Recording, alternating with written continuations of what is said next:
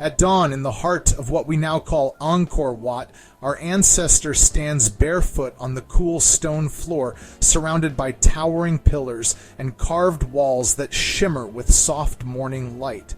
The air is thick with mist, breath, and memory. He does not speak in words, for there are none. Instead, he opens his chest to the silence and releases a single, pure tone. It rises, swells, and returns, echoing from stone to stone in waves of perfect resonance. Others join him, their voices weaving into a harmonic braid that fills the temple not with noise, but with knowing.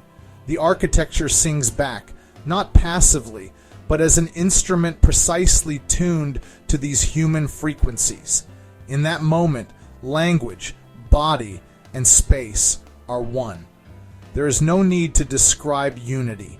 They are unity, vibrating in relational coherence. This is not ritual as performance, but as cognition, not sound as expression, but as truth. This wasn't language as we use it today. It was sound and meaning fused together into a single coherent system. Long ago, communication wasn't abstract. It was embodied, resonant, and complete. Our ancestor Homo sapiens had possessed vocal capabilities for over 200,000 years. But once they ventured out of Africa 75,000 years ago, they weren't alone in their communicative evolution. For tens of thousands of years, they coexisted and interbred in Asia with another advanced hominid species, the Denisovans. The Denisovans were remarkable. Genetic studies reveal that they lived alongside modern humans until surprisingly recently, as close as 25,000 years ago, leaving a genetic imprint still detectable today. Having evolved separately from the non-verbal Homo erectus, different biological emphasis could produce different vocal capabilities. Ancient resonant structures suggest they were focused less on the rapid articulation of symbolic speech and more on clarity, resonance, and simplicity of sound. Denisovans may not have used language the way we do now. Instead, their communication likely revolved around tonal patterns, rhythmic chanting, and acoustic resonance. Archaeological finds like the enigmatic structures at Gunung Padang in Indonesia, dated by some scientists to nearly 24,000 years ago, and the famous Göbekli Tepe site in Turkey, deliberately buried more than 12,000 years ago, suggest civilizations far older and far more acoustically and architecturally sophisticated than our textbooks acknowledge. These monumental sites were built without writing. Their language was the stone itself, precisely shaped chambers, resonating sound patterns that communicated relational completeness and harmony directly into their communal cognition. In places like Angkor Wat, new laser scans have recently revealed vast networks of ancient cities, hidden beneath dense jungle growth cities far older, far more sophisticated, and more interconnected than previously imagined. Such discoveries challenge traditional chronologies, compelling us to rethink our timeline entirely. It becomes plausible, even likely, that structures like Angkor Wat are echoes of a very ancient human past, repositories of acoustic and architectural knowledge inherited from interactions between Denisovans and Homo sapiens. They represent civilizations not of words and writing, but of harmonic resonance structures literally built to speak without a single inscribed word. This ancient way of knowing was a triadic unity of biology, acoustic expression, and relational cognition. It wasn't merely a language, it was a mode of existence, a complete way of engaging with reality. To communicate was to resonate. To resonate was to understand, and to understand was to embody the world itself. That was humanity's original harmonic language, the logos in its fullest expression. But this remarkable coherence didn't last forever. The ancient story of the Tower of Babel describes a critical moment when humanity, once unified by a single language, became fractured, scattered, unable to understand one another. It's often interpreted merely as a myth explaining linguistic diversity, but it may represent a profound, historically real moment in our evolutionary past. When Denisovans and Homo sapiens interbred, their offspring inherited a hybrid cognitive potential, remarkably flexible, yet tragically unmoored. Denisovans communicated through constrained, resonant frequencies, a language inherently tied to biological precision and acoustic spaces. Modern Homo sapiens, by contrast, developed the biological capacity for rapid symbolic speech, unconstrained by environmental resonance or bodily rhythm. The fusion of these two cognitive worlds, harmonic and symbolic, did not lead to immediate enlightenment. Instead, it led to fragmentation.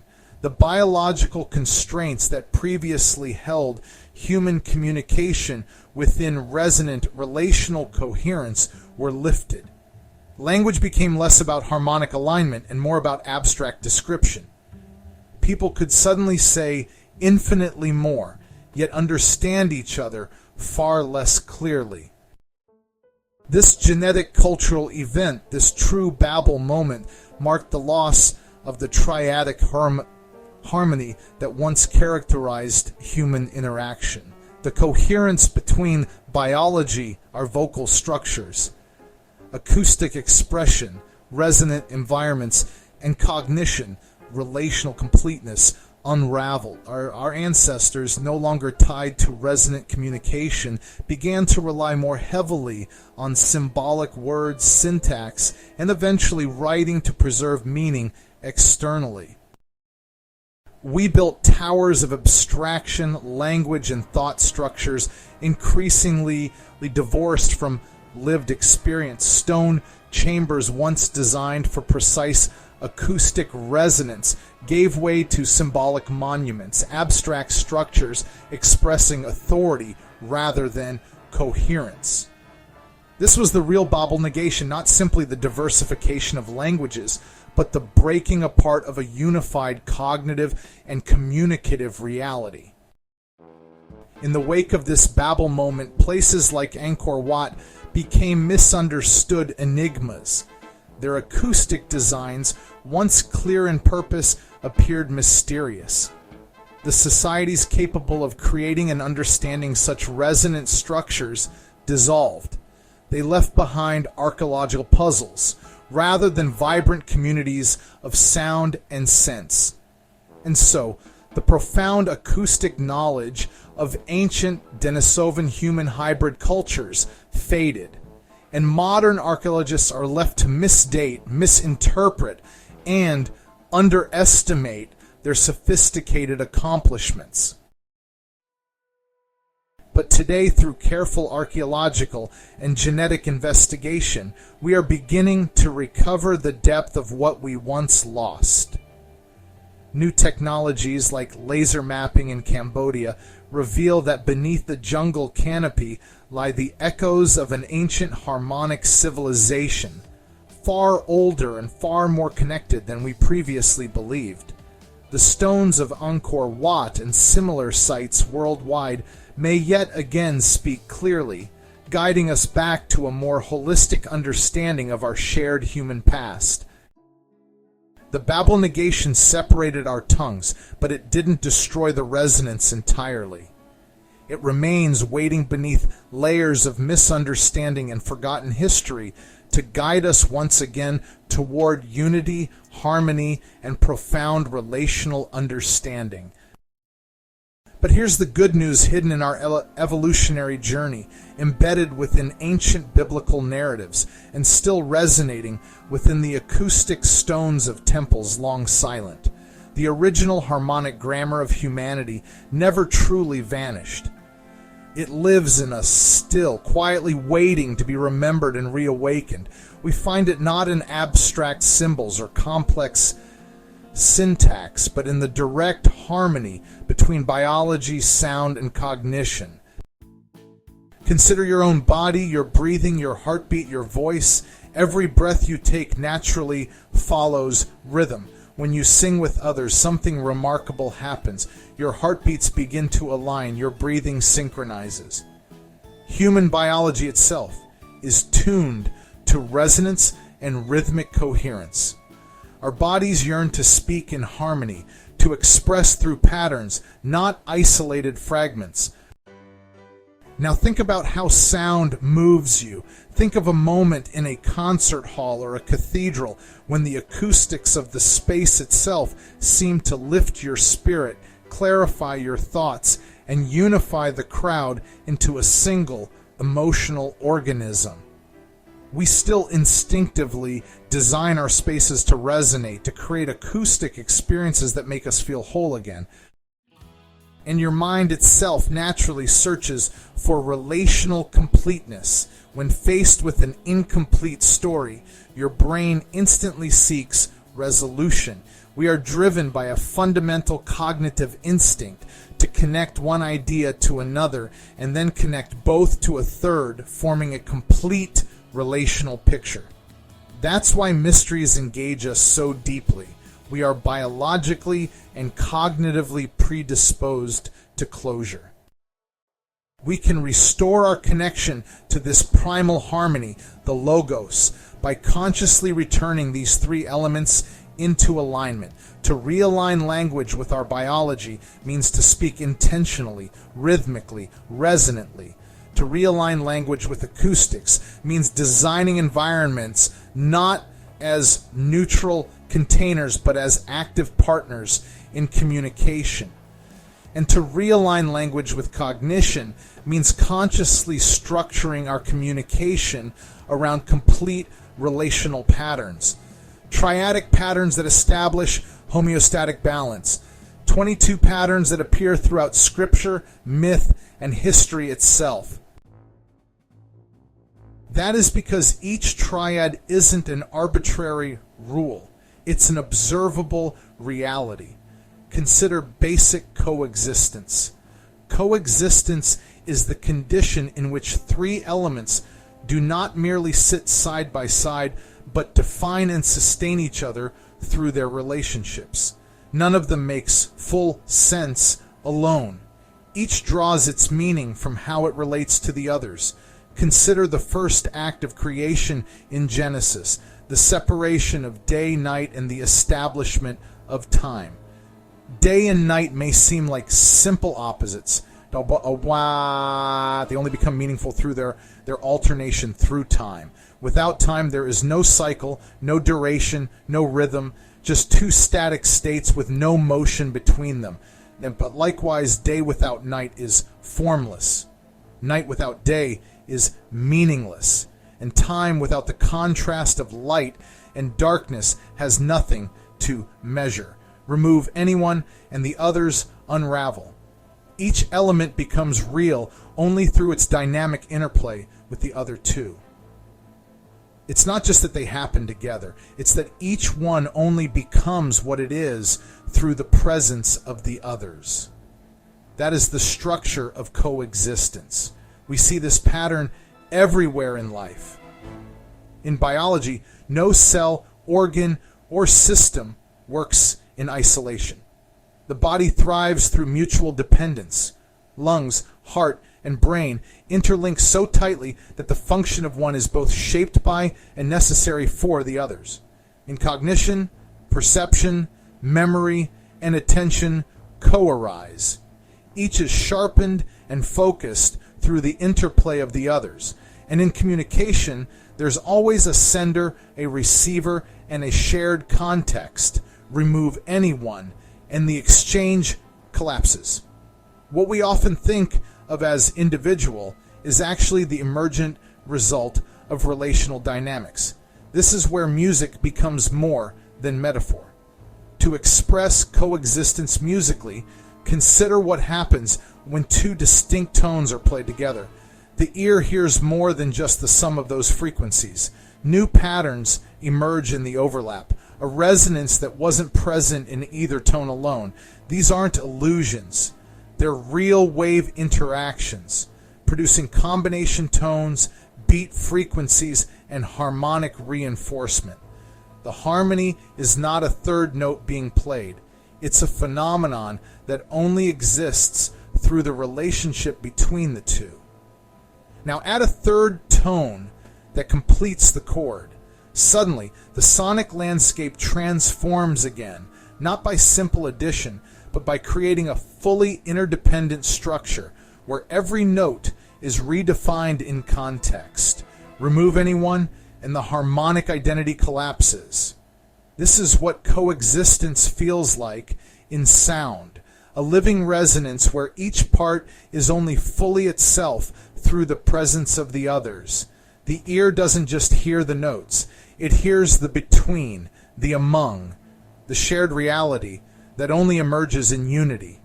Now imagine a group chant where voices fall into sync, not through commands, but by listening and adjusting to one another. In that moment, coexistence is no longer an idea. It is a felt experience.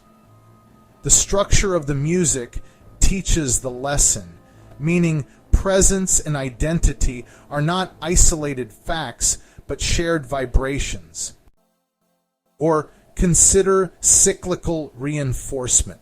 Reinforcement is the dynamic where three elements form a cycle of support, each one strengthening the next in a continuous loop. One action leads to another, which leads to a third, and then back again to feed the first. This isn't just repetition, it's escalation through feedback. What matters here is the presence of three distinct points, enough to create direction, return, and rhythm. With only two, you get a simple back and forth. With three, you generate motion that builds over time, gaining force with every cycle. Biologically, we see this triadic reinforcement in systems designed to amplify activity. Neuron pathways that fire more easily with use. Hormonal systems that loop through stimulation and response. Or muscle memory that becomes stronger each time it's engaged. Cognitively, it's how learning happens, not just through exposure, but through repeated success. Understanding leads to confidence. This leads to deeper engagement, and that leads to more understanding. And in communication, it's how messages become shared norms. One person signals, another echoes, a third affirms. Suddenly, it's a group truth. The three roles of initiation, propagation, and confirmation lock the pattern in place. Musically, reinforcement operates at the core of how we're wired to respond. Imagine three beats. The first introduces a pulse, the second confirms it, the third completes the phrase and loops it back to the start. That triplet becomes a cycle your body wants to follow. This structure taps into our psychology. The brain craves pattern. And when it hears a triadic rhythm that repeats, it locks in, predicts, and rewards itself for being right. Over time, this creates a kind of trance, not because the sound is complex, but because the pattern is trustworthy. In a society that communicates through rhythm and resonance rather than speech, this triadic reinforcement becomes a language of its own, training attention, encoding instruction, and guiding behavior through repeated felt alignment. These melodic structures become a complete grammar of relational understanding. Instead of naming and describing, we resonate meaning directly.